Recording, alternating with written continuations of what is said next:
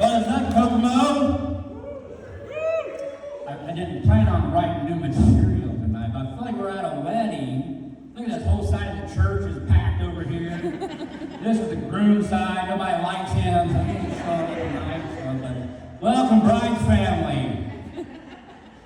The only thing I thought would be a little bit different about tonight is maybe a few people from the local comedy scene would be here supporting something like this. But, you know, in their defense, it is getting to be cold and flu season, so they're probably at home trying to figure out how to turn their mess back into Sudafed.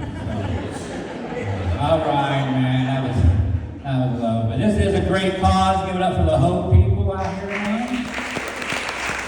The only way this night can be any better for me personally, I think, well, if my second wife, if she could look down from heaven and see me here tonight. Let him know, Kokomo. She's still alive. She's still alive. All she ever did was fight and cheat. Yeah. She got in a fight with me one time for opening the car door for her. Can you believe that? I mean, we were going 70 miles an hour at the time, but you got to be able to take a little bit of a joke, right? Especially if I just found out you were cheating, right? I joke, man, I'd never do anything like that, but that would be a trip to be going down the highway and have to, you know, swerve out all the way of that, right? They're like, crazy driver! And you know, there are crazy drivers everywhere. We were coming back from Detroit, and this car, he come flying up right on our bumper. He's flashing his lights, waving a badge out the window. I'm like, go around, dude! I don't even think the guy was listening to me, man. I'd speed up, he'd speed up. I slow down, this guy slows down, man. I started to change lanes. You guys get it. You guys look like you're about as mad as I was. I'm gonna fight this dude. And that's when I heard him. Ohio State Police, pull over. So yeah, I got a ticket in Defiance, Ohio. You guys. I mean, really, you'd think the name of a town like that, they're just like begging you to break the law, like defy us, right? No, not according to Captain Buckeye. He come rolling up my window like a superhero. You know why I pulled you over? No, I don't. And, you know, if you're having trouble remembering, you know, maybe next time, write yourself a little note back in the cruiser.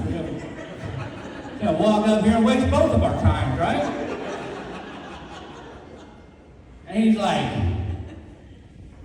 well, do you know how fast you were going? And I said, yeah, I did know how fast I was going. I just didn't know that you could clock me going the other way down the highway. Had I known that, we wouldn't even be having this conversation. I'd have never slowed down when I seen you turn on your lights. And he's like, 83 to 60. That's a little unsafe, don't you think, Mr. Shaw? I was like, well, yeah, but so is doing a U-turn and driving 150 miles an hour when you're in and out of traffic to catch me.